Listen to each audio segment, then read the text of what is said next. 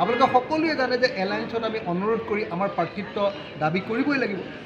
গতিকে আমি আমাৰ অঞ্চলবিলাকত কৰ্মী সভাবিলাক পাতি আছোঁ আৰু আমি কৈ আছোঁ যে আমাক যদি চিচি বৰগাঁও দিয়ে এনেকৈ কৈ আছোঁ যে আমি জিকাই দিব পাৰিম আমাৰ আৰু তেতিয়া বিৰোধী দলৰ কাৰণে এখন আসন বৃদ্ধি কৰিব।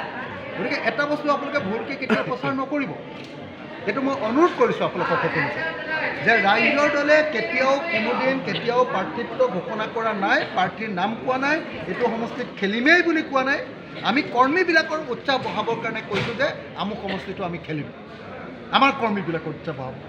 এইটো টেকনিকেল কথাটো আপোনালোকৰ সকলোৱে জানে, যাতে আমাৰ কাম কাজ বাঢ়ে। তো আপোনালোকে এইটো ভুল প্ৰচাৰ কোনেও যাতে নকৰে আৰু অসমৰ মানুহে যাতে ভুল নুবুজে মই স্পষ্টকৈ কৈ দিছোঁ যে বিজেপিক খেদিবৰ কাৰণে, সাম্প্ৰদায়িক ফেচিবাদী বিজেপিক খেদিবৰ কাৰণে আমি বিৰোধী পক্ষ লগ হৈছোঁ, লগ হ'ম, লগ হৈ থাকিম আৰু এইবাৰ ঐক্যবদ্ধভাৱে বিজেপিক খেদিম আৰু বিৰোধী ঐক্য